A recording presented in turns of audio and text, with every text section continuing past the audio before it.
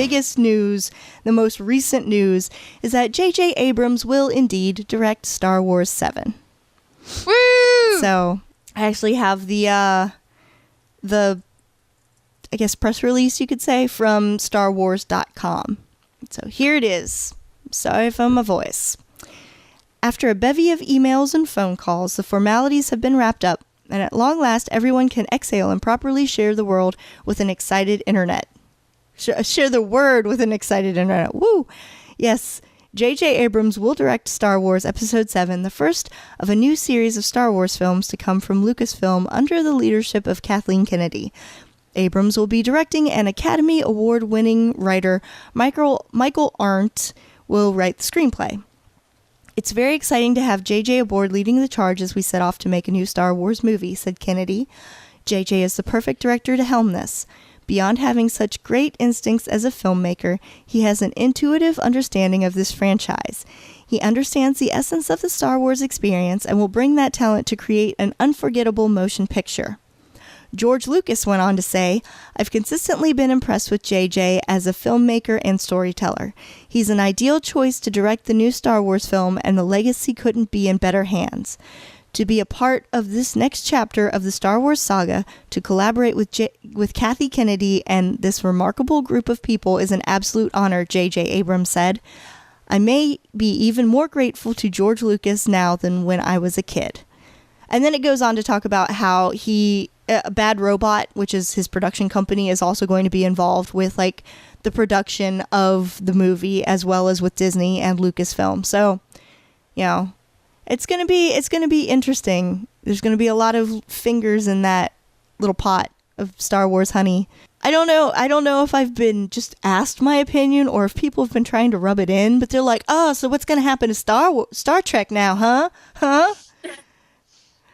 Well, here's my idea about Star Trek. So, no director of the Star Trek movies has made more than 2.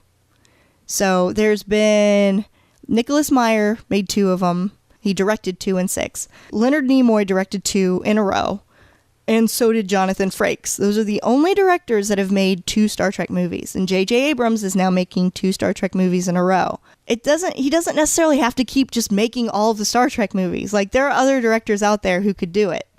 And in fact, I kind of would like to see what someone else will do with Star Trek. You know, this first new rebooted Star Trek, it's like, you know, it's getting the gang together, and it's very like explodey and actiony and special effectsy. So, but this next movie, I'm sure it's also going to be very actiony. I mean, we've seen the trailer and stuff, and it's like explosions and all kinds of stuff. I see a kitty cat. And I would like to see the next Star Trek movie be more of a character, like an introspective kind of, more looking at conflicts within the characters as opposed to external conflicts. J.J. Abrams is really good at like the big explodey things, but, you know, maybe bring in another director to do the more character-driven movie, which should be the next movie. If we've got 2 big explodey movies, we need like a more character-driven movie next time. So that's just my thought on it. So, oh, kitty cat. He was loving on the mic. I'm just like, I like this. Oh yeah, that's what that. I thought I heard something. So anybody have anything else to add about Star Wars and J.J. Abrams?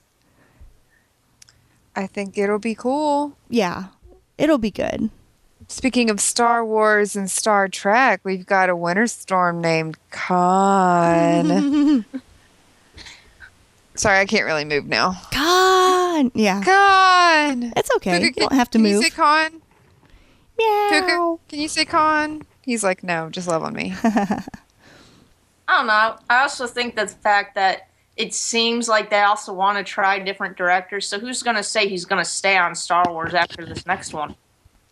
Yeah, I don't know that would be the case either.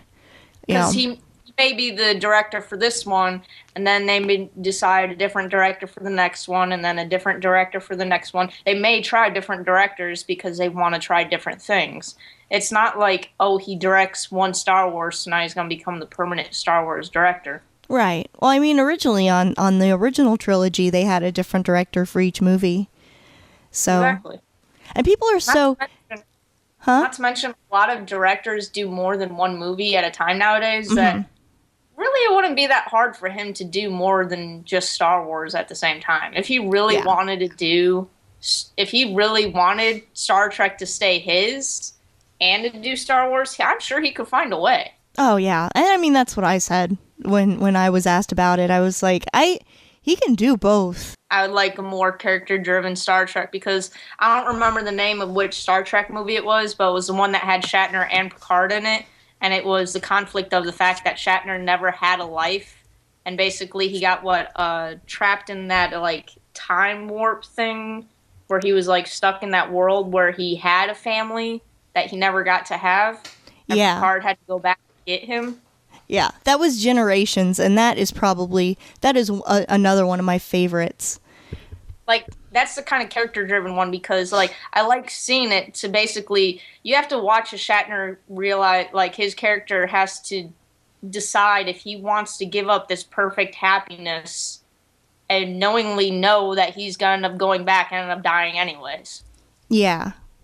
The bad guy is, like, he's, like, secondary to the whole thing. You know, I can't even remember what the guy's name is. I can see him, but I can't remember his name because that's how much the bad guy means in that story. Guy sings in The Police, or at least he looks like him.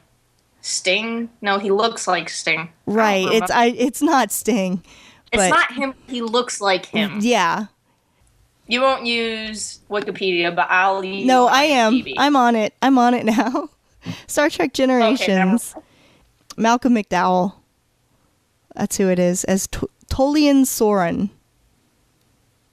So, but like that's the thing is, I mean, I don't even remember that guy's name because the fact that he's like the bad guy and, you know, he's all into finding the Nexus and all this stuff, like that's kind of secondary to the more like intimate moments that you have in that between like you said, Picard and Shatner and just everybody. One last thing before we move on is that I've seen a lot of people about J.J. Abrams directing. They're like, oh, lens flares. Like, I am wary of Star Wars having lens flares. I don't need lens flares with the lightsaber battle. That's too much lights. I might have a seizure from that. That would be funny. That would be funny. Lens flares from lightsabers. Super 8 and the Star Treks had lots of lens flares. Lots of them. It's to the point that it almost got kind of annoying towards the end. Yeah. I never did see Mission Impossible 3, so I don't know if that had a lot of lens flares. I was about to say, after like the second Mission Impossible, I stopped watching them. Yeah. The third one's way better. 7. Huh. There's 4 Mission Impossible movies? There's 4 of them? I thought there was like 5. I think there's only 4 because I saw the 4th one recently. Because the 4th one had a preview of The Dark Knight Rises. There's only 4 Mission Impossible movies. Yeah. There's more than that. Maybe it just seems like there's more because there's so many previews everywhere. It might seem like there's... Can I have my jacket back? Thank you. Oh, I was going to say that it might seem like there's more than that because every movie that Tom Cruise does now seems like Mission Impossible, but it's not. He's just like, yeah, I'm an action star. It's like, you're a little tiny man and you're getting old.